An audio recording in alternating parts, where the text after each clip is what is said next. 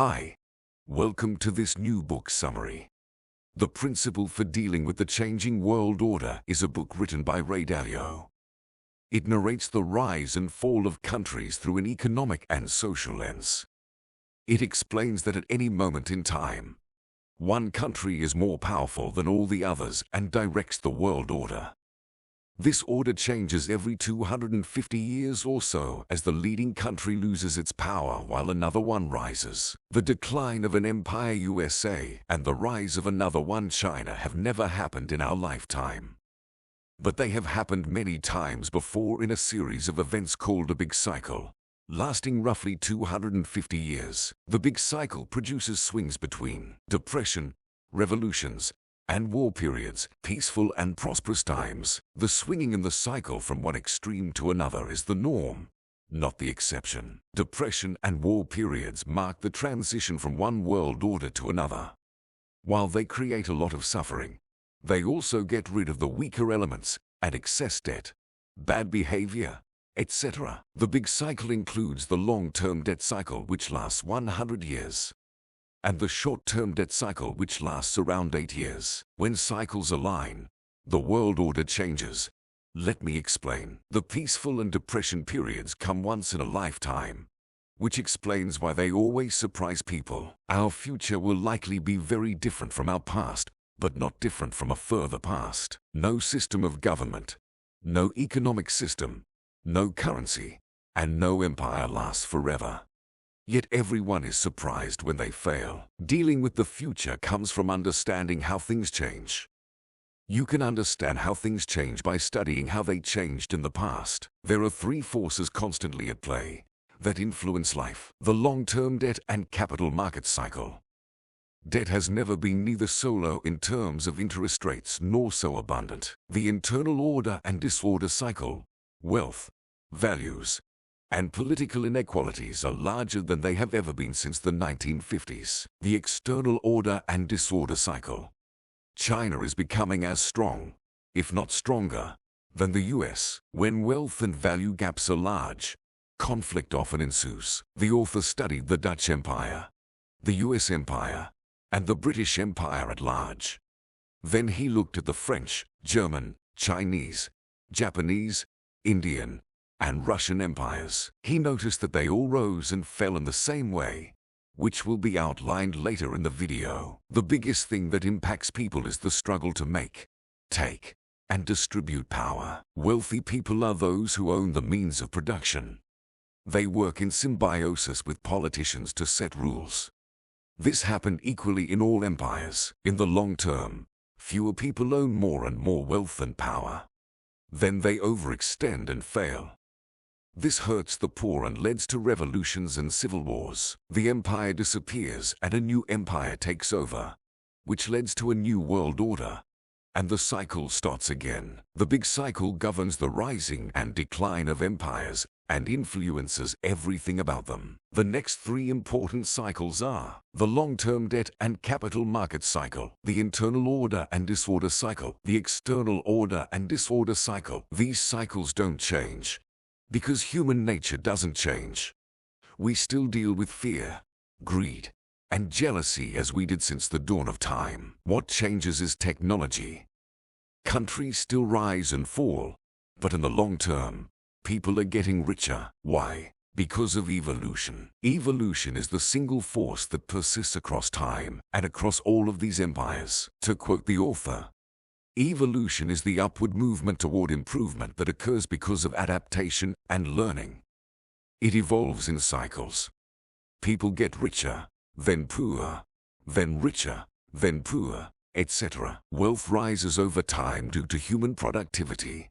The more we produce, the richer we get. Productivity in a system depends on the capacity of said system to turn ideas into economic outputs. Evolution drives the trend up. As time goes by, we produce more, so our wealth increases. Learning and productivity don't cause major big shifts in society. They are not the cause that lead to important events. So, what is booms, busts, revolutions, and wars? These are driven by the cycles we have talked about. Throughout time, The formula for success has been a system in which people would borrow money, innovate, and turn these innovations into means of production, then reap the profits. Capitalism, while responsible for creating enormous wealth, also created gaps in wealth and over-indebtedness that have led to economic downturns, depressions, etc. All fights that ever happened due to fighting over wealth and power. These events, and natural events, have been the ones that influenced the course of history the most. Countries that fail in these moments are weak countries. Countries with large savings, low debts, and a strong reserve currency can resist better than those with low savings, huge debts, and no reserve currencies. Past big cycle shifts in wealth and power. Throughout history, various groups of people, tribes, countries, etc. have gathered power.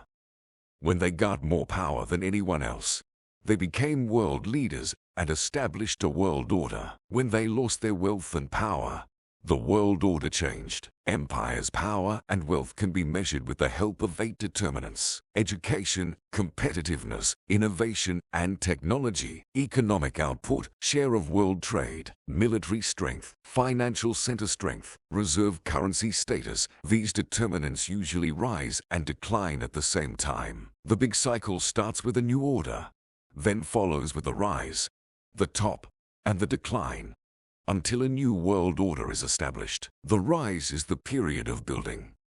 It happens because of 1. Low debt, 2. Low social economic inequalities, and low value and political gaps, 3. People work together. This includes the government, businesses, and the military, 4. Education and infrastructure are good. There is innovation and invention. People are open-minded. 5. There is good leadership, strong characters, and work ethics taught in schools, families, or religious institutions. And 6. Peace. The country becomes more productive and competitive. Shares of world trade rise. Military strength increases. The result is that people in the country earn more, hence become less competitive. The technology is copied by other countries, so innovation declines. Since people are richer, they get lazier. People borrow more, thinking that it will help them do better. This is when we've reached the top. The top is characterized by high debt, high social economic and value gaps, conflict between people, bad education, and low-quality infrastructures, struggle between countries. The decline comes with economic weakness and social conflicts. It happens when, internally, debt becomes large. The country may default, so it prints excessively. Great internal conflicts between the poor and the rich. Political extremism. The rich get taxed, they flee. These internal changes don't necessarily lead to a new world order. They need to be aligned with external characteristics such as another great power rising. A conflict emerges and weakens even more the declining power. Poverty increases. The decline is achieved when those that own the debt of the former empire, which was the world reserve currency, sell those debts. A preview of where we are now. In 1950, the US was at its peak. 75 years later, we are in the decline period. It's likely that the upcoming events in a few years will be traumatic for many people. The determinants. Countries are born, develop, and decay. The internal order describes what happens inside countries. The external order describes what happens between countries. The world order describes the world order. The stages of the orders are determined by determinants. By looking at the determinants of one country, we can understand where it stands in the orders. There are 18 determinants. The 3 most important determinants are the cycle of debt and capital market, the long-term debt cycle, the internal order cycle, the external order cycle. We can also add 4. Pace of innovation. 5.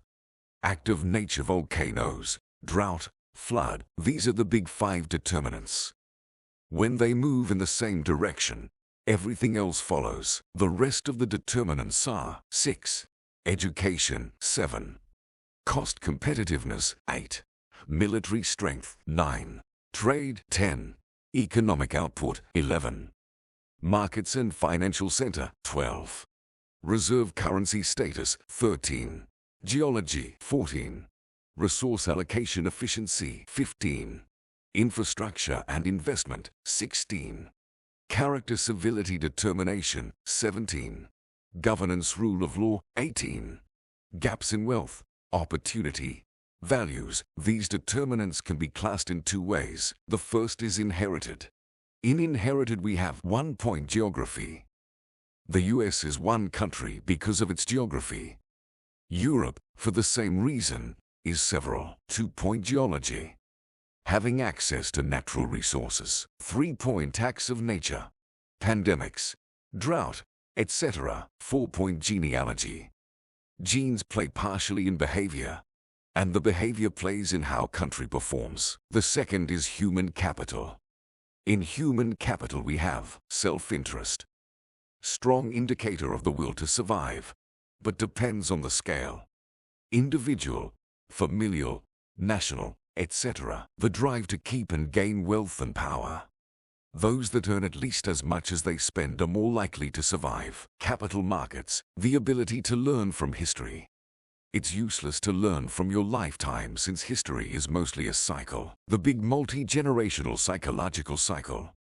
Generations do and act differently due to being born in different worlds. It starts with the first generation that is poor, think of themselves as poor. Then the next one is rich, but thinks of themselves as poor. Then we have the rich, then the rich poor, then the pauper again, favoring short-term gratification over long-term well-being. Humans' inventiveness, culture. It matters enormously. Openness to global thinking. Open-minded people fare better because they improve their methods. Leadership, wealth gaps, value gaps, class struggle, the political left-right cycle, no prisoner's dilemma. This dilemma states that since you don't know if the other will attack you, you attack him first. In reality, the best is to always cooperate. Win-win vs lose-lose relationships, the balance of power cycle, military strength, and the peace war cycle. While the inherited determinants are important, human determinants are far more important. When humans produce more than they spend, they can be self-sufficient. Countries, people, and companies should aim at that for financial security. Human capital is more important as it exists forever. Resources don't. These determinants come together and influence cycles. Cycles are constantly evolving. Meritocratic as opposed to woke societies are the most successful in the long term because 1.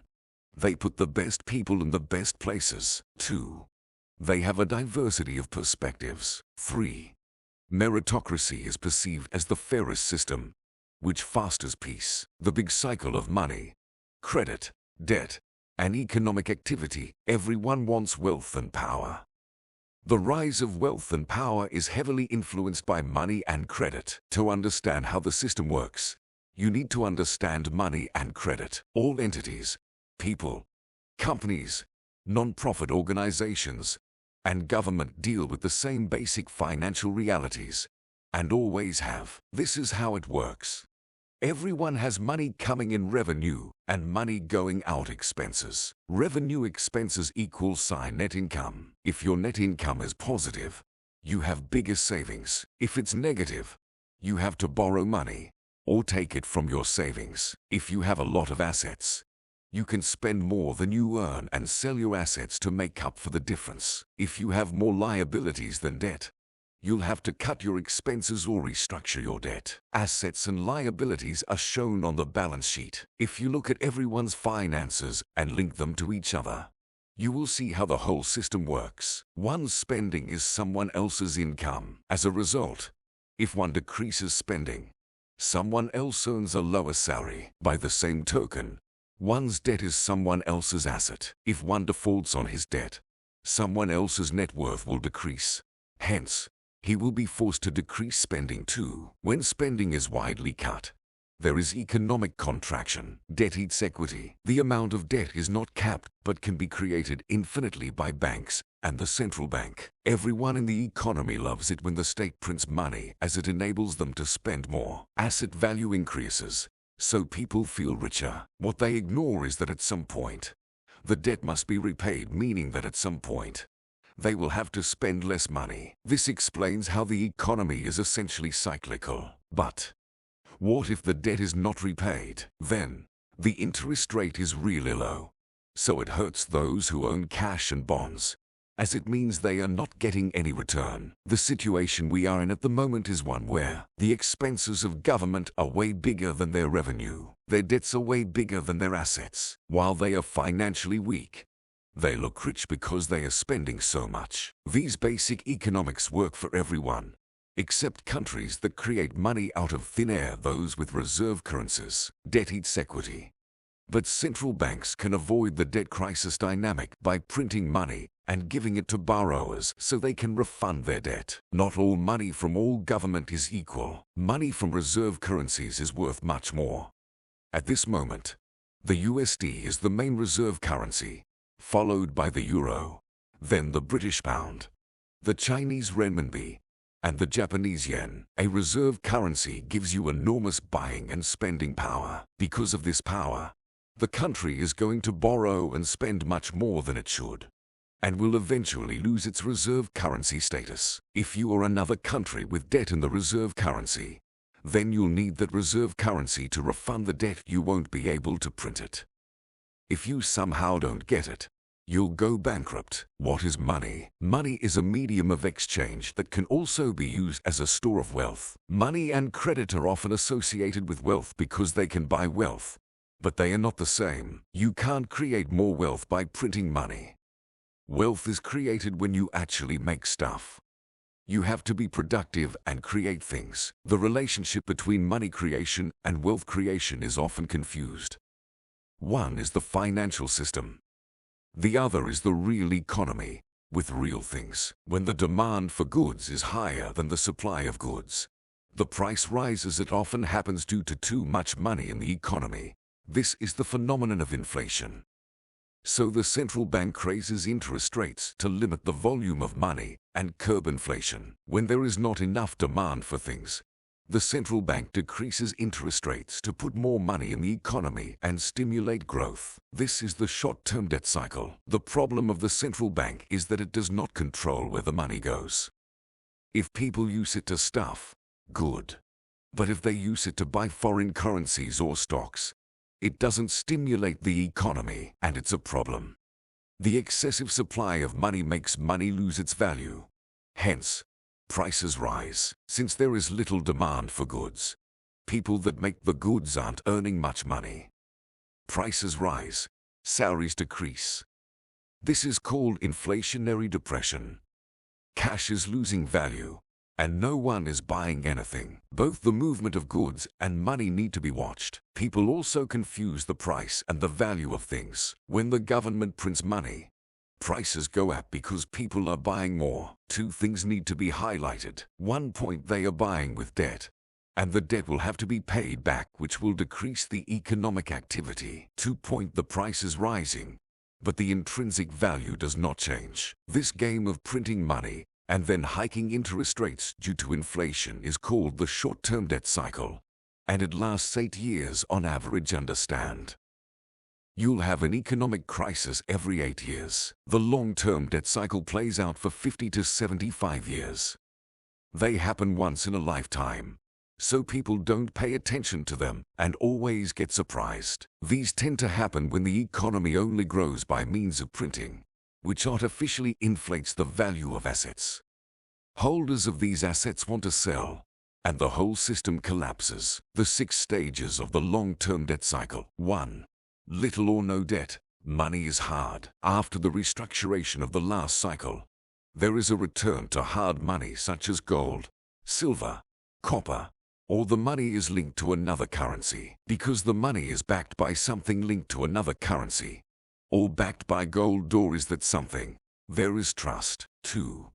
Claims on hard money. Carrying gold is annoying, so the gold is stored away and paper money is issued. Now credit can also be created. This is the beginning of banks. The paper money is actually a claim on gold, but people forget that and soon treat the money as gold itself. This system is called a linked currency system. 3. Debt increases. Those who have money lend it to the banks, which lend it to other people at a higher interest rate to make a profit.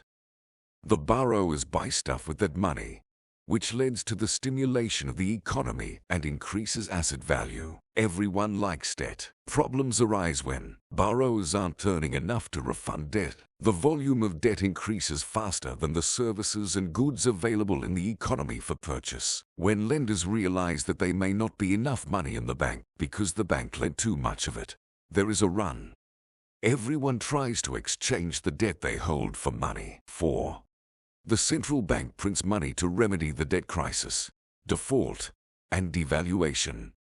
This breaks the link between the currency and the hard money. The central bank prints money to enable debt holders to exchange their debt against money and keep interest rates low. The key is to create enough money to offset the devaluation, but not too much so that it creates inflation. If the bank prints too much, then people will not be able to exchange their money for the hard money gold that backs the currency, or for goods and services in the economy. 5. Then comes fiat money, when the amount of money is too big for the amount of hard money due to an extensive borrowing cycle. Then the government debased the currency, which becomes fiat currency. We shouldn't rely on the government to protect us financially. When one can manufacture money and credit and pass them out to everyone to make them happy, it is very hard to resist the temptation to do so. Printing money devalues the value of the asset debt. It's a way to shift the wealth from those who have it, the lenders, to those who don't, the borrowers. And it's much more efficient than taxing rich people. Don't like getting taxed. All currencies devalue or die. And when they do, cash and bonds, which are promises to receive currency, are devalued or wiped out. Once the debt burden is eliminated, the whole credit debt expansion begins again. There are 4 levers that countries can use to decrease debt: austerity, deflationary plus painful, debt default, and restructuring. The borrower goes broke and has his assets seized, and the lender also loses his asset. Too painful, transfer of wealth, taxes, politically challenging, printing money, the easiest in appearance. 6. Flight back into hard money. When the money printing scheme is taken too far, people fly away from cash as it devalues fast, and debt that will never be repaid, or repaid with cash worth nothing, to go into hard assets, like gold. At this stage, there are great social economic differences. The state tries to tax the rich who flee, so the state prevents them from doing so by establishing control of capital. Devaluation and default have become so extreme that to re-establish trust, the government goes back to hard money. The changing value of money. Out of 750 currencies that have existed in 400 years, 80% disappeared due to being worthless. Now, what do they devalue against? Debt. The money is devalued to make it easier to repay debt. When devaluation hurts the lender too much, the lender sells the debt and invests in another asset. So, the best time to hold cash is at the very beginning, when cash is backed by gold and interest rates are quite high. Once cash starts to get devalued against gold, then the link to gold is broken. Cash becomes a fiat currency, and holding it isn't interesting, and so it goes for holding debt. This cycle depends on how people behave with each other. The struggle over the making, taking, and distributing of wealth and power is what influences people's behavior the most, though they also struggle over other things, like ideology and religion. Let's have a look at the 6 stages of the internal cycle. A new order begins when a new leadership consolidates power. This leads to the buildup of bureaucracy and resource allocation systems in the country. They lead to peace and prosperity, which leads to too much spending, debt, and social economic differences. They lead to bad financial health and conflicts. They lead to civil wars and revolution, and the whole cycle starts again. These cycles take roughly 100 years. They are linked to each other and oriented upwards due to the tech improvements over time. Let's have a closer look at the stages. Stage 1. A new order begins. Stage 1 happens after a revolution is over. Revolutions have 2 steps. Step 1. Take down the established order and win. Step 2. Build back power and remove everyone that was loyal to the former order. Purges are sometimes more brutal than the revolution itself, especially if the winning power struggles. Leaders that won the revolution must understand the need to go from a military strategy, destroy the enemy, to a political strategy, build and cooperate. Stage 1 ends when everyone wants to rebuild. Stage 2. Building phase. This phase is a phase of early prosperity. To be successful, the new system has to produce prosperity for most people, especially the large middle class. The best leaders in this phase are those that can build and compromise. Egg. Mao was a war leader. Deng Xiaoping was a peacetime leader. Stage 3. Peace and prosperity. A lot of creativity, innovation, and production. Debt can be refunded because income rises. This is when a leader is a visionary who can inspire. The leader can paint an exciting picture of the future, actually realize it, reap the rewards and reinvest them, maintain healthy finances, pursue good international relations. Egg.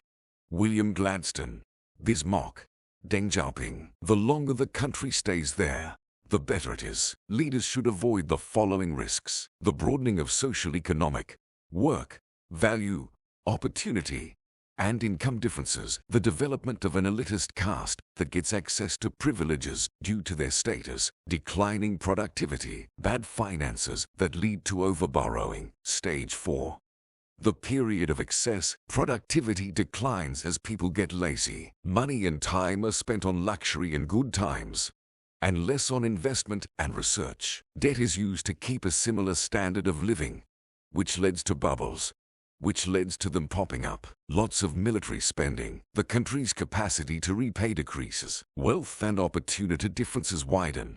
Resentment between classes increases. However, few leaders have the courage to do it. Most countries, after becoming rich, become decadent. Nero in the Roman Empire. Louis XIV in France. Stage 5. Bad finances and conflicts. Many countries are in stage 5 right now due to bad finances.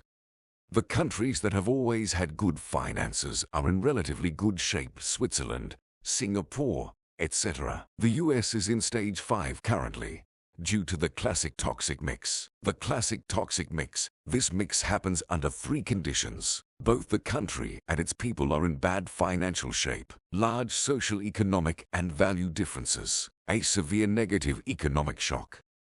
Bubble burst.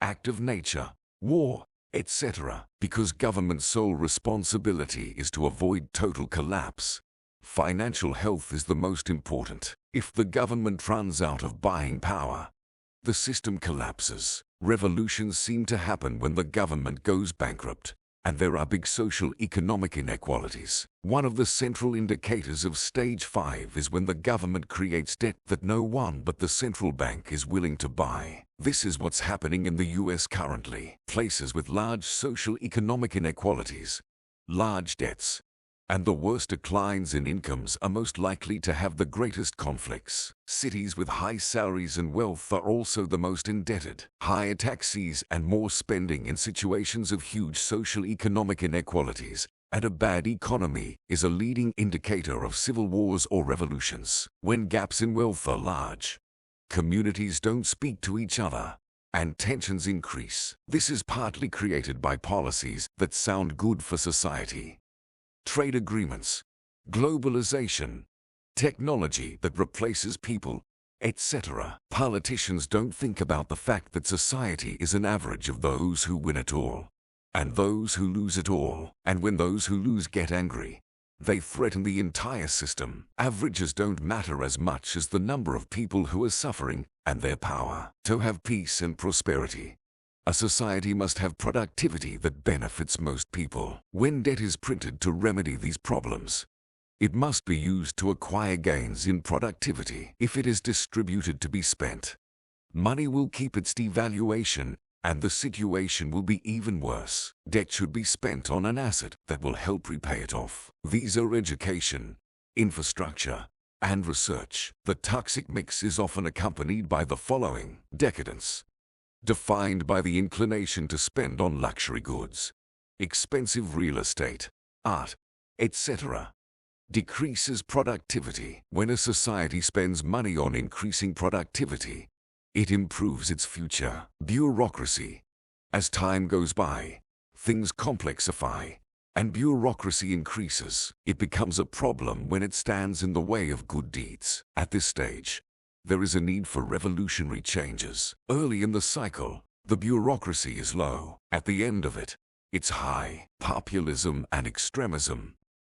Populism happens when a leader with a strong personality comes in to defend the people, the common man. It's a sign of gaps, values, and wealth between people. Class warfare.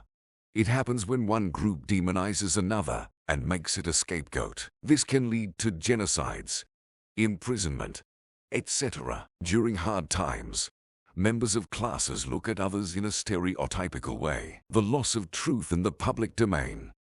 Polarization and propaganda increase, which leads nobody to know what's true from what isn't. Fighters often work with the media to gain support and destroy the opposition. The media then attacks anyone that doesn't fit their agenda. Free speech takes a hit since people become afraid to speak up due to not wanting to have their lives destroyed. Raw fighting begins when people value a cause more passionately than the system it takes place in.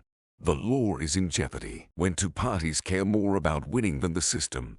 Fight and revolt break out. Late in stage 5, those that control the system use it as a weapon. Some organizations create paramilitary groups to exercise power over people. Furthermore, protests become more and more violent. If people die, the fight will likely continue to stage 6. Stage 5 becomes stage 6 when the system to resolve disputes stops working. The biggest question is, when will the system break? The biggest risk to democracies is that they produce fragmented and antagonistic decision-making that can be ineffective. This leads to bad policies, which leads to revolutions led by populist autocrats who represent large segments of the population who want to have a strong, capable leader that re-establishes order. Different stages require different types of leaders to get the best results. Stage 6.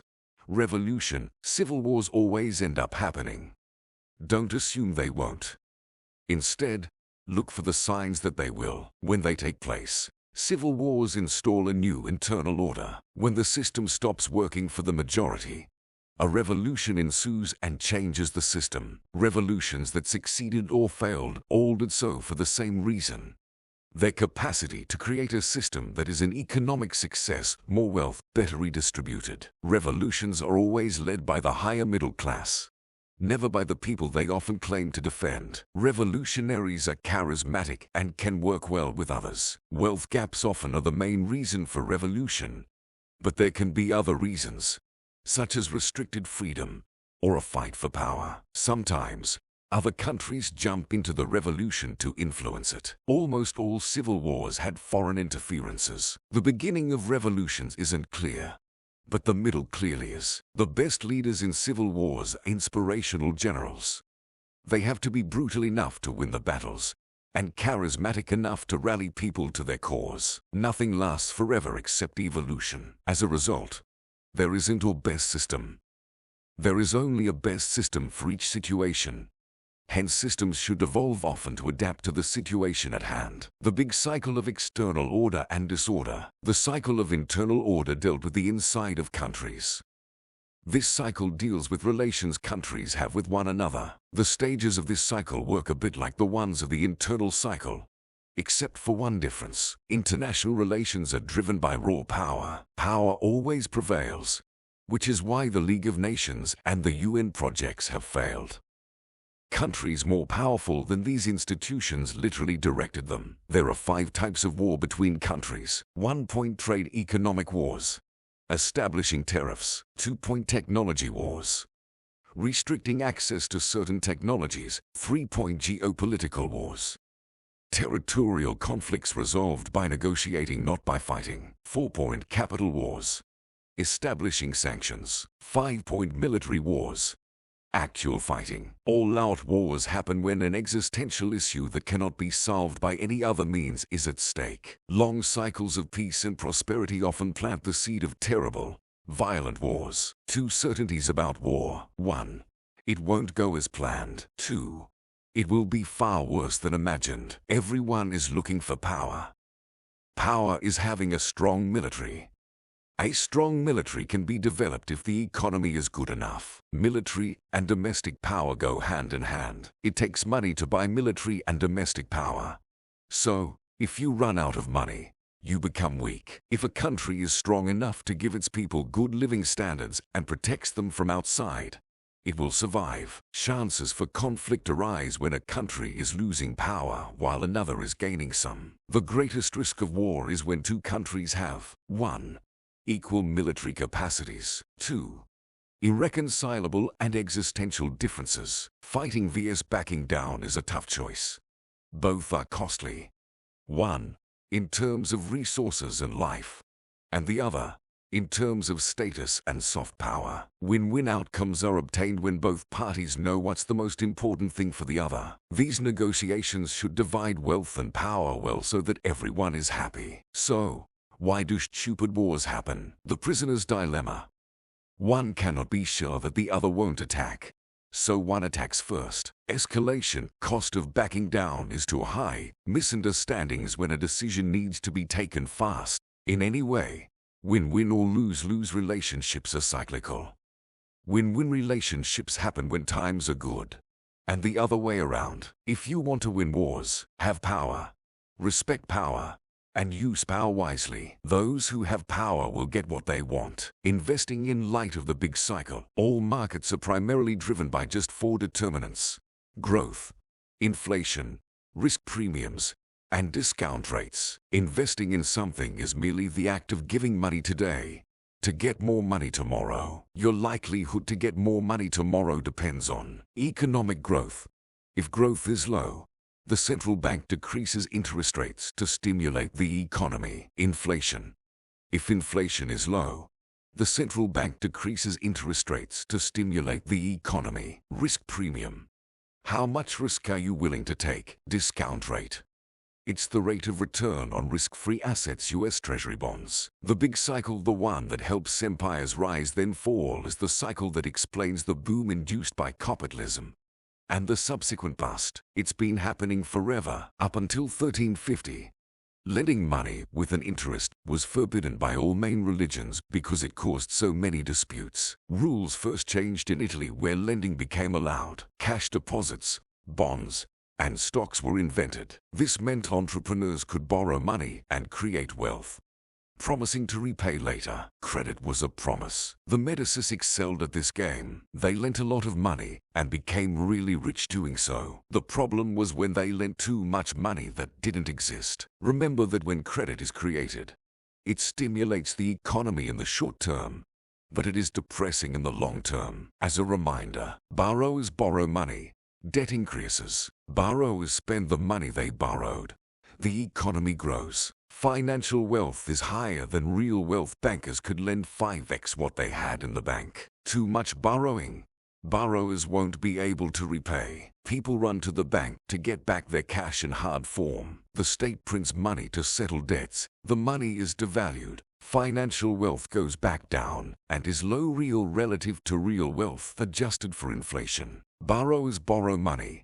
Debt increases. This creates the cycle. When investors invest, they have 3 risks: that their investment does not generate enough returns, appreciation, or dividend; having financial ruin, stock market crash; having their money seized, taxes. Virtually all countries on Earth have had a devastating stock market crash at least once since 1900. Now that we have seen what happens in theory, let's have a look at what happens in practice. How the world has worked over the last 500 years. The world was different in 1500. But worked the same way it's working now. It was bigger. You could travel roughly 35 Kelvin per day. This meant that your capacity to impact a huge number of people was limited. Europe was one world.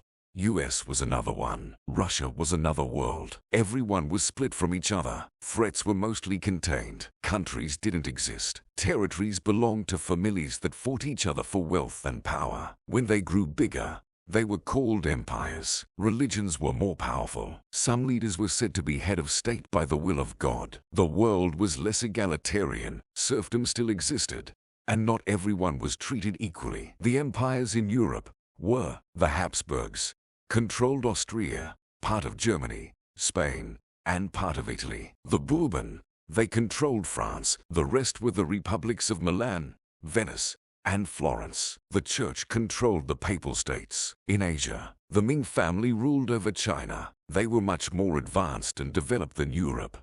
With a good financial system, a good bureaucracy, an army made out of 1 million soldiers, and an enormous fleet. The Ming were so powerful that they closed China and retired in opulence, leaving the state to their ministers who fought for power. Corruption arose, and the whole empire declined. India and Japan were divided into several entities. In the Middle East, the Ottoman Empire ruled with the Persians.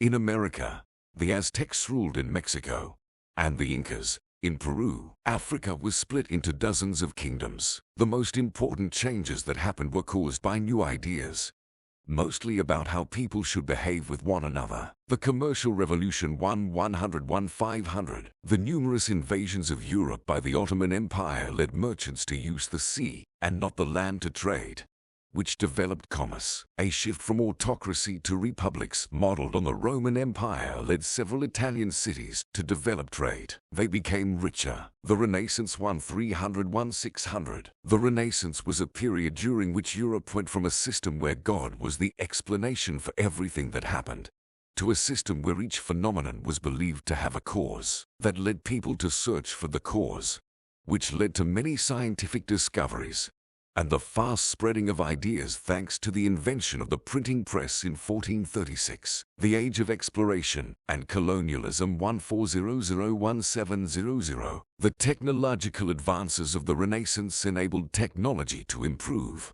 which led Europeans to travel in search of riches. Spain and Portugal established trading empires in America, Asia, and Africa. The amount of gold and other precious metals the Spanish brought back to Europe led to rising inflation. Europe eventually started trade with China. The Reformation 1517-1648. This period was a period of revolt against the corrupt Catholic Church. It brought down the European order and established Protestantism. Protestantism led to the 30 Years' War in the Holy Roman Empire, Germany mainly, that ended with one of the most important events ever to happen in internal relations: the Treaty of Munster and Osnabrück. The New World Order following the 30 Years' War 1648. The Treaty of Munster and Osnabrück established the Peace of Westphalia. The idea was that countries would now have clear, delimited borders, and that people were sovereign within these borders. The Dutch emerged out of this war as the leading economic power. The invention of capitalism 1600s. The development of equity markets enabled the rich to invest in entrepreneurs that created considerable amounts of wealth in returns. The Scientific Revolution 1500-1600s. The Scientific Revolution was a heritage of the Renaissance. It led to the development of the scientific method, Francis Bacon,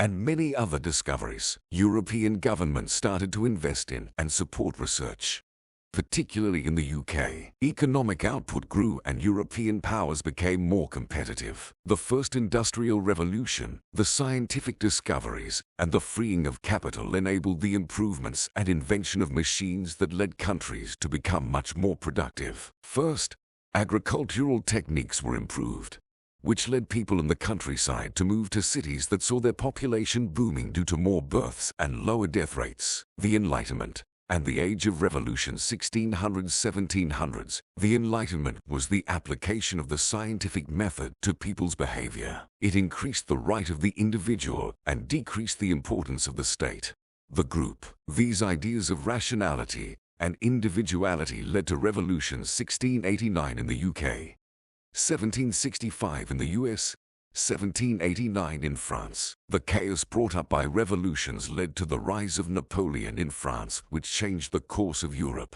The Napoleonic Wars and the New World Order that followed 1803-1815. Napoleon was defeated in 1815 in Waterloo, Belgium. The World Order was redesigned in the Congress of Vienna, and the British emerged as the leading power. They created the Pax Britannica, British peace. Western powers moved into Asia 1800. The British went to India and China, and the US went to Japan. China and Japan realized they had to modernize themselves if they hoped to resist the Europeans. Second Industrial Revolution, the 1850 early 1900. The Second Industrial Revolution mainly concerned steam-powered engines and benefited the U.S. Invention of communism 1848. Communism was invented to address the socio-economic gaps and the nature of capitalism itself. It led to several communist revolutions: Cuba, Russia, China, etc. in the 20th century. The 20th century had two big cycles of boom and bust,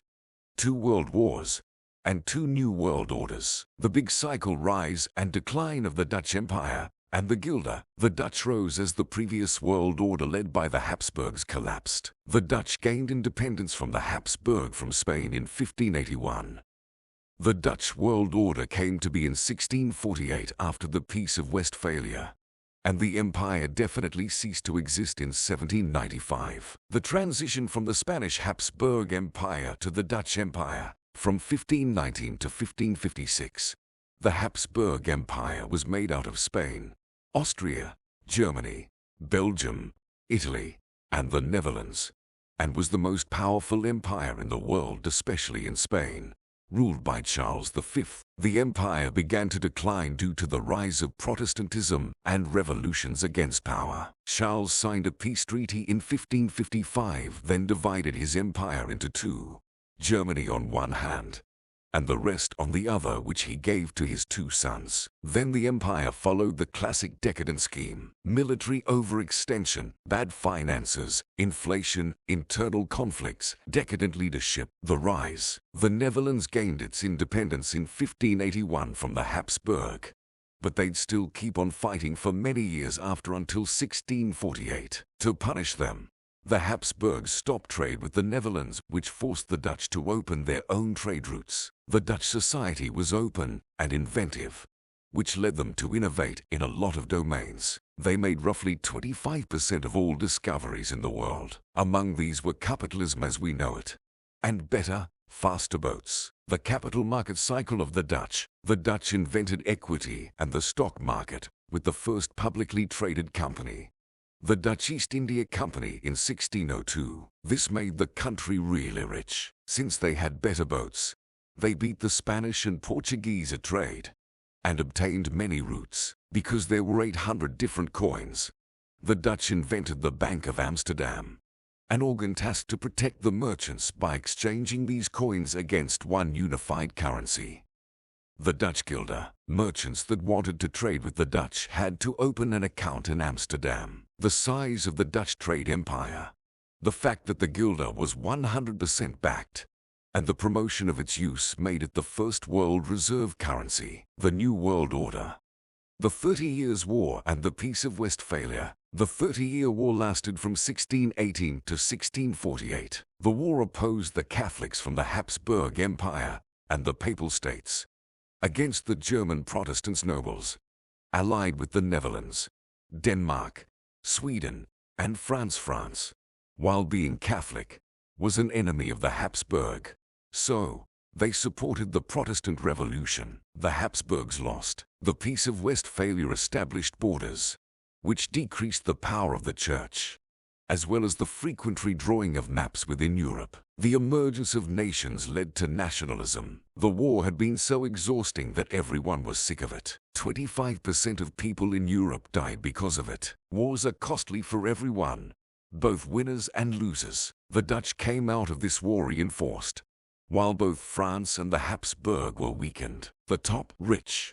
The Dutch became more interested in consuming than producing. The arrival of the Enlightenment combined with capitalism led to the Industrial Revolution, happening mainly in Britain. As for the Dutch, their education lost quality.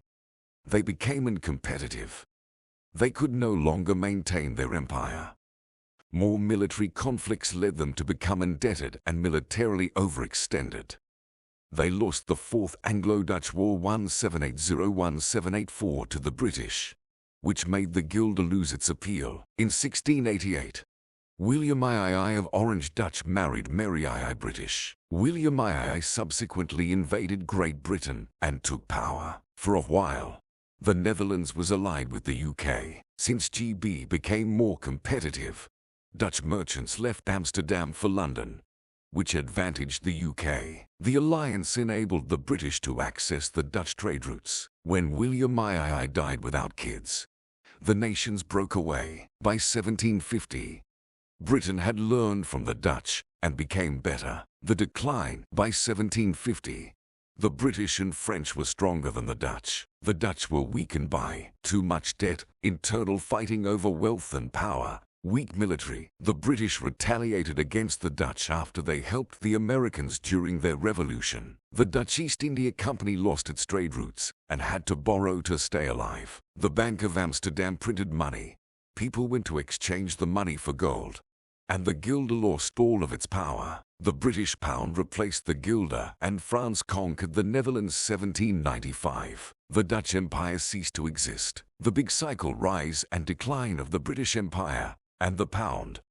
The rise of a country starts before it becomes dominant. Likewise, the decline of a country extends long after another great power has overtaken it. While the fall of the Dutch enabled the British to take place already in 1750, they didn't peak before Napoleon was defeated in 1815. Britain's rise started in 1600. The Peace of Westphalia had created a new order. The Dutch won, while the British were struggling with the English Civil War, the Parliament vs. the King, that ended in 1651. The King Charles I lost and was executed, and GB was directed by Oliver Cromwell. The conflict established rule of law instead of the rule of the monarchy. This led the system to become meritocratic instead of based on who the king liked and didn't like. Meritocracy had been widely influenced by the Enlightenment. Debate was encouraged. The education improved. New ideas spread due to the printing press, which enabled the creation of the public sphere. The system gained strength politically and intellectually, while its financial power rose. The UK created a centralized tax system which enabled it to get twice as much tax as France. The Bank of England was created in 1694. The Industrial Revolution. Education plus capital equals new ideas, and tech equals prosperity. First, agriculture was modernized, which led the price of food to fall. The population boomed and moved en masse to cities where they worked in factories, which led the economic output to rise. The revolution spread and Europe shifted from an agricultural society to an industrial one. The UK developed an enormous navy which enabled it to establish trade routes and take over other EU countries' colonies. London became the world financial center and the British pound the world currency reserve. Why not France? All indicators tended towards France becoming as great of a power as GB. When France established its own East India Company, the price of the shares became a bubble. The bubble exploded, and a new law prohibited charging more than 5% of interest when lending money. As a result, companies did not have the capital they needed to develop. Then wars damaged finances even more. The monarchy wasn't suited for economic development, and people started to protest for more freedom as the Enlightenment was making its way into the country. Entered Napoleon. Chaos, wealth gaps, and dissatisfaction opened the road for Napoleon. He led a coup, became emperor, and reformed the entire country. Napoleon won a lot of battles, became overconfident, overreached, and was eventually defeated. A new world order. The Congress of Vienna. The Congress of Vienna was for the British what the Peace of Westphalia had been for the Dutch. The beginning of a new world order. The purpose of Vienna was to establish a new balance that would prevent new wars in Europe. British power approaches its peak. The UK was the big winner. No wars meant it didn't have to spend money on expensive military campaigns and could focus on trade, which enabled the country to become even wealthier. The rest of its rivals were weakened: Austria, Russia, Germany, France, etc. So it had the entire world for itself. The top. At their peak in 1870, the British produced 20% of the world's income, controlled 40% of global exports, 20% of the world's land mass, and 25% of the world's population. 60% of global trade was in British pounds between 1850 and 1914. The decline. The decline happened as all declines do. Decline in competitiveness, internal conflict, and rising inequalities. Rise of other great powers, namely the US, the next empire, and Germany. The UK lost its edge during the Second Industrial Revolution, which saw the invention of synthetic electricity, the use of petroleum, the invention of the telephone, etc. Germany and the US were at the forefront, and the UK couldn't keep up. By the 1890s, the top 1% in the UK owned 70% of all wealth. The top 10% owned 93%. The gap in wealth inequalities coincided with the peak of the British Empire. What follows was its downfall. The UK also faced growing competition abroad, with France in Africa, Russia in the Middle East, and the US in America. The biggest competitor was Germany. Back in 1815, Prussia was still divided. By the end of the 19th century, it had assembled into a big country under the leadership of Otto von Bismarck. Germany simultaneously established research institutions, led credit flow, rewarded innovation, etc. Germany's share of world output increased from 5% to 13% from 1860 to 1900. The UK competed with Germany, which itself competed with Russia and Austria, who themselves competed with other powers. The war eventually broke out in 1914, and it was monstrous. It killed 21.5 million people, exhausted Europe, led Russia into a communist revolution in 1917. Then the Spanish flu killed an additional 20 million people. The victors France, UK, Italy, Japan, US met in Versailles for the Treaty of Versailles, while the Congress of Vienna made sure no other war would break out. The Treaty of Versailles did the exact opposite. It forced the losers of the war to repay. Crushed under debt, they had difficulty developing while the rest of the world experienced the Roaring Twenties. Then the Great Depression happened, leading to large wealth gaps, which led to populism and extremism. Wealth was redistributed in the UK and the US, but dictators seized power in Italy, Mussolini, Japan, Germany, Hitler, and Spain, Franco. WWII eventually happened. Germany and Japan lost. The US, UK, and the USSR won, though the USSR and the UK were devastated while the US was more powerful than ever before. The new winners determined a new world order in 1945 during the Potsdam and Yalta conferences. The British were left with an empire more expensive to maintain than it was profitable, huge war debts, and an exhausted population. The pound lost its power until 1967, when it was definitely devalued. Europe after 1945, powerful like it was,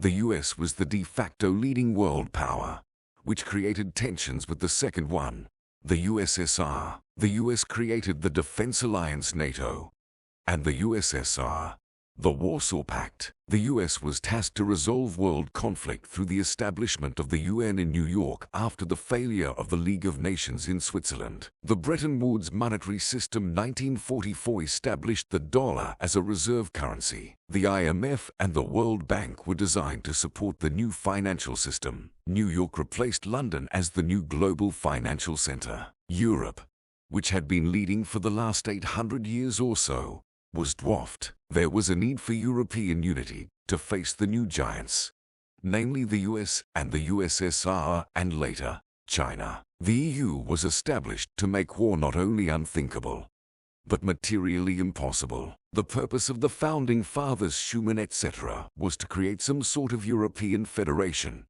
which began with the European Coal and Steel Community. The economic integration led to political integration, and EU countries opened doors to each other, with more countries joining. Today, Europe has a big debt, low inventiveness, important internal conflict, and its military is weak. It has become a second world power. The big cycle rise and decline of the United States and the dollar. The US began to rise in 1750 to reach peak power in early 1900. Topped in 1950, it is currently declining as China is rising. Overall, all the indicators are down and projected to keep on declining. The rise, the US went through a post-revolution period ideal for the rise of a country in a remarkably peaceful way. After its revolution in 1765, the US became independent in 1776. It created ideal conditions and good educational infrastructures for the rise of the country, with a notable pause during the Civil War. The ascent really started in the 1800s, after the US Civil War 1861-1865, and before the Second Industrial Revolution. The gains of that revolution were financed with a capitalist system where money was flowing freely. This led to social-economic inequalities, which were decreased with high taxes and the breakup of monopolies. The long ascent of the dollar and U.S. capital markets. In the beginning, the U.S. did not have a central bank. Banks lent more money than they had, which led to the boom-bust cycle. Banking panics were frequent. New York became an established trading center long before it became the main one. Banks innovated to solve problems that arose due to the growing importance of New York in the financial world scene. The economy boomed, fed by capital coming from Europe. The second period of the 19th century was extremely productive, created wealth, but also inequalities. The debt bust happened in 1907. In 1913, the Federal Reserve was created to mitigate the boom-bust cycles. In 1910, the U.S. stock market was bigger than that of the UK. WWI considerably weakened European currencies. The U.S. was the only country to keep convertibility to gold during the war. After the war, the U.S. took a big role in shaping the new order with the Treaty of Versailles. The post-war period of peace and productivity led to the inflation of assets due to excessive borrowing. The Fed tightened the borrowing in 1929, which led to the Great Depression. All nations suffered, and people were fighting over wealth both between and inside countries. This set the basics for WWII in 1939. 1945 established a new world order where the U.S. was the big winner, due to not being concerned with any fighting on its territory except for Pearl Harbor. The top. In 1945, the U.S. emerged as the de facto leader. The UK was bankrupt. Germany, Italy, and Japan were devastated. Like France, China was in the midst of a civil war. Russia rose until 1980 when it began its decline, while China began its ascent. Because international relations rest on raw power, NATO and the Warsaw Pact emerged. While the US remains today the dominant military power, there are many scenarios where they would lose if they were to face China. Military spending takes government money away from social programs, since they also depend on technology. The biggest risk for the leading powers is that they lose the economic and technology wars. The post-war monetary and economic systems. Transactions between countries are very different from transactions within countries. Bretton Woods made the US the world reserve currency due to its power and the size of its economy. Also, nobody wanted to use any other currencies. The Fed controlled where the US money was going, and the US poured a lot of it into Europe and Japan for reconstruction and to avoid having them fall into communism. After the war, the economy boomed in the US and the stock market went on a mega bull cycle. The stock market peaked in 1966, which was the end of good times. The US was spending too much on wars. In the 60s, real GDP growth was at 0%. Americans didn't realize they had to stop spending, so they didn't. The 1970s. The balance of payments problem unfolds. Low growth, high inflation. The US printed too much money, so it defaulted in 1971. Then Nixon broke up the Accord of Bretton Woods in 1973. And the US dollar, once backed by gold, became paper money. Money was no longer constrained, and a decade of stagflation started. Meanwhile, Japan and Germany became competitive and could produce cheaper, better products, which led to economic difficulties in the US. Most Americans had never experienced inflation. At the end of the decade, they were traumatized by it. The 1979-1982 move to tight money and conservatism. Conservatives were elected during this period to limit inflation. Reagan, Thatcher, etc. Economics and politics have swings between the left and the right in varying extremes as the excesses of each become intolerable and the memories of the problems of the other fade. The world plunged into an economic recession of the likes of 1929. Mexico defaulted on its debt in 1982. The disinflationary and booming 1980s, inflation eventually decreased,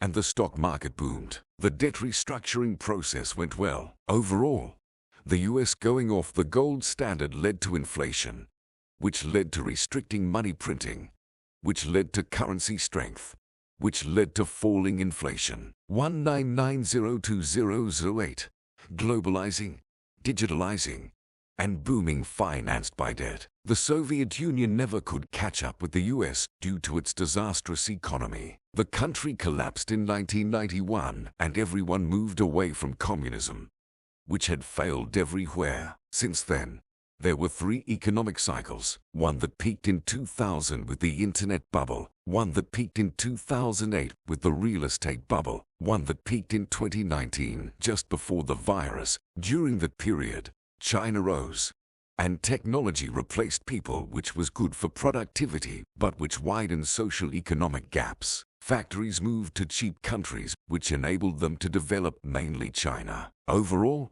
tech improvements, robots, and Chinese workers replaced the middle class in developed countries, especially the US. Most people pay attention to what they get instead of where the money used to buy stuff comes from. This encourages elected officials to spend a lot of borrowed money to give voters what they want. This creates problems down the road. There are three types of monetary policy. One led by interest rates, one led by buying financial assets with printed money, quantitative easing, one where the government issues bonds bought by the central bank. The 2008-2020 money-financed capitalist boom. After the crash, interest rates were at zero, which fueled a boom in financial assets, which were mostly owned by the rich.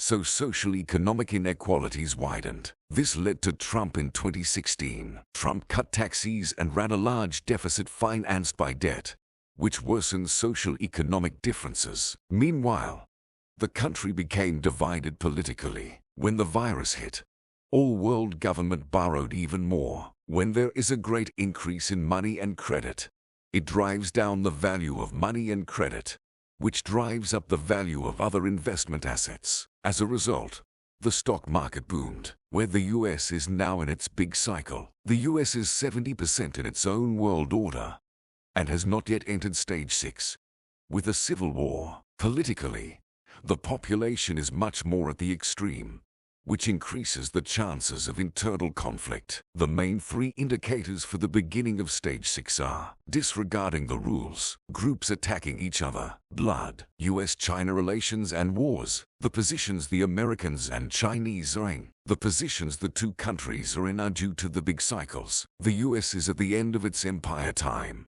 while China is at the beginning. The first thing we need to highlight is that the US is an overly indebted country mainly held by China. Countries succeed when they can sustain the strengthening forces without being decadent. The most successful countries did this for 200 to 300 years. No country has been able to do it forever. There are 5 major types of wars. We will add 2 more: trade wars, technology wars, geopolitical wars, capital wars, military wars, culture wars, war with ourselves. These wars are increasing. They should not be considered random information data points, but small conflicts that eventually lead to an all-out war. The trade economic war. The trade war so far included tariffs and import restrictions. This war has been more of a test of power than anything else. The US accuses China of the following: interventions led to protecting its domestic market. The Chinese government works hand in hand with its companies, including when it comes to espionage and security. The Chinese are stealing intellectual property. When things are not going well,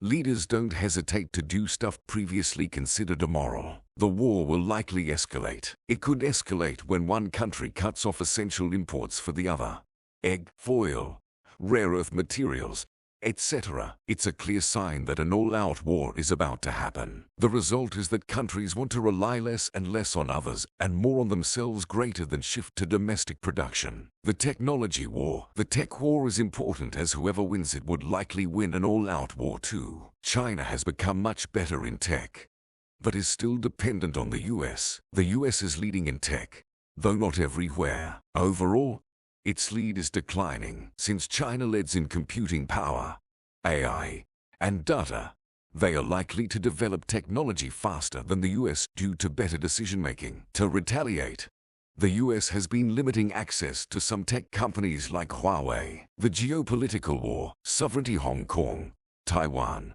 the Southeast China Sea, etc. is the biggest issue for China. The century of humiliation is a big reason for that. China doesn't dictate how the US treats its citizens and can't stand when the US or the EU does so. The most dangerous issue is Taiwan. The Chinese don't believe the US will allow reunification with Taiwan. As a result, they want to be sufficiently powerful to deter the US from engaging militarily. Would the US fight? Doing so would be at great cost. Not doing so would also be at great cost. The capital war. One of the biggest risks that can ignite a conflict is that the capital is cut off. Since money equals power, no money equals no power. Countries use sanctions to cut off capital by printing the world currency.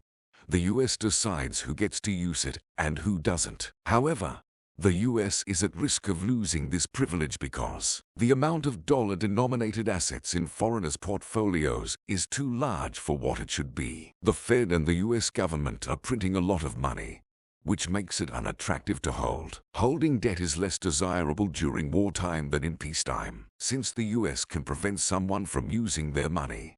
Holding debt in dollars may be dangerous. The US dollar is a reserve currency mainly because it can be used freely between countries. If the US starts to impose sanctions, the US dollar attractivity would decline. Countries targeted by sanctions have sought to go around them by developing alternative payment systems. At the moment, there are no good alternatives. The USD makes up 51% of all money in existence. The euro makes up 20%. To quote the author, the euro is a weakly structured fiat currency made by smaller, uncoordinated countries with weak finances that are tenuously held together by a highly fragmented currency union. Because the European Union is financially, economically, and militarily at best a secondary power, buying its currency and debt denominated in its currency, which its central bank is free to print, is not an enticing thing to do. Gold is a dead asset since there are no significant international trade and capital transactions in it, and it isn't used to back currencies anymore. The yen has the same problem as the dollars, the pound has the same problem as the euro, and the renminbi makes up for only 0.2% of all money. Greater than at this moment, there are no other attractive world currencies. When currencies aren't attractive, and when there are no other currencies to replace them, the money flows into other types of investment, for example, gold, commodities, stocks, property, etc.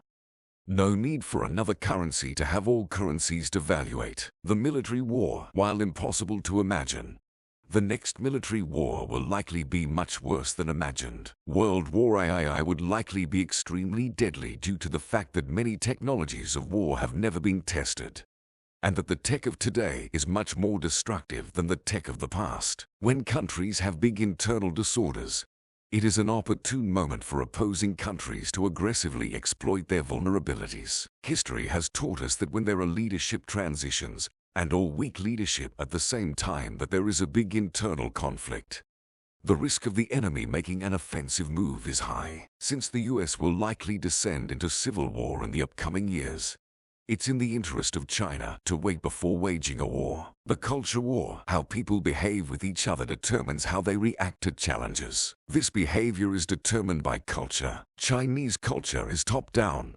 hierarchical, and collective at the expense of the individual. Since it's a communist country, wealth is redistributed. US culture is bottom-up, individualistic, capitalist, and admires revolutionary thinking. Chinese and Americans both fail to empathize with each other. Both of them have their cultures deeply embedded and will never give it up. Americans would fight for their freedom of speech, while the Chinese would fight for more for harmony.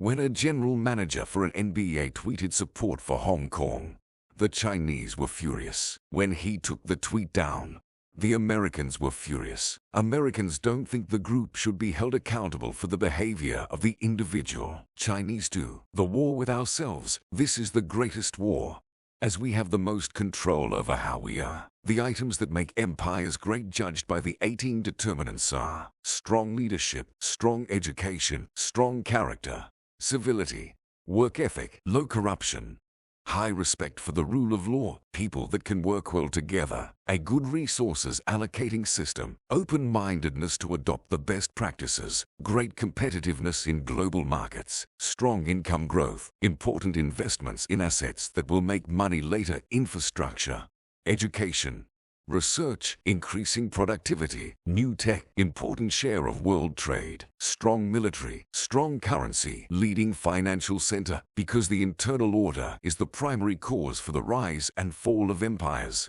It is important that citizens and politicians ask themselves how well they do with these 16 items. The future. When looking at the future, you should determine what's likely to happen, protect yourself in case you're wrong. Dealing with the future is about seeing and adapting to what is happening.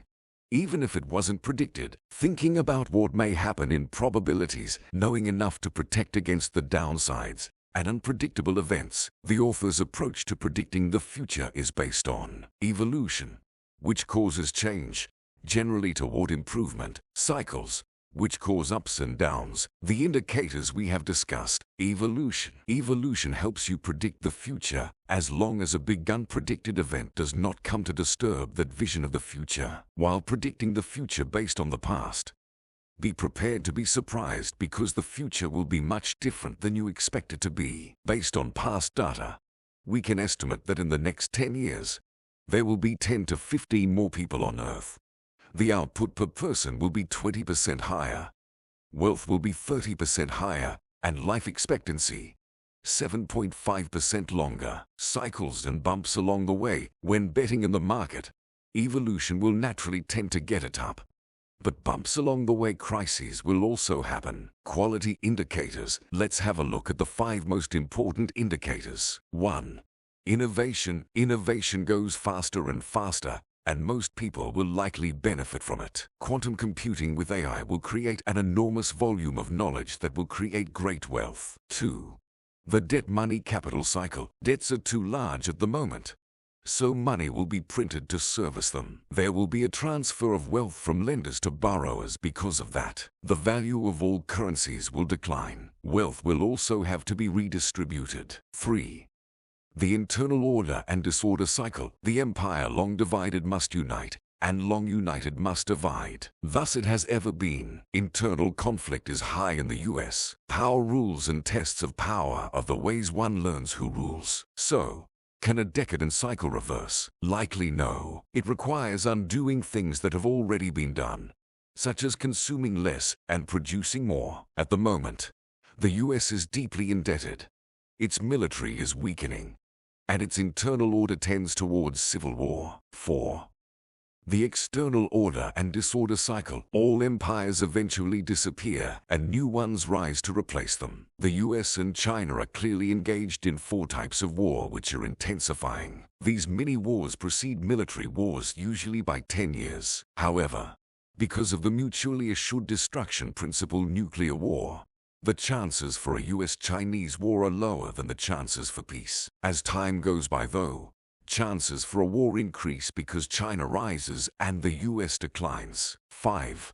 Acts of nature. Natural disasters are more and more violent and cost more and more. Conclusion. Out of these 5 determinants, innovation is the only one we can expect to positively evolve in the future, as the 4 others are deteriorating. Dealing with what you know and what you don't know. Success is more a matter of knowing what you don't know than the other way around. Know all the possibilities. Think about the worst-case scenarios, and then find ways to protect yourself against them. Protecting yourself against worst-case scenarios is liberating, since it means that whatever you do, you are covered. Diversify. You can't think of all the worst-case scenarios. Therefore, by diversifying, you make sure that you've covered as many as possible. Put deferred gratification ahead of immediate gratification so you will be better off in the future. The more you work for your future, the better the future will be. The more you eat your fruits in the present, the worse the future will be. Triangulate among the smartest people possible. I hope you like this book resume. Please make sure to subscribe and share this video and leave a like. I will really appreciate it.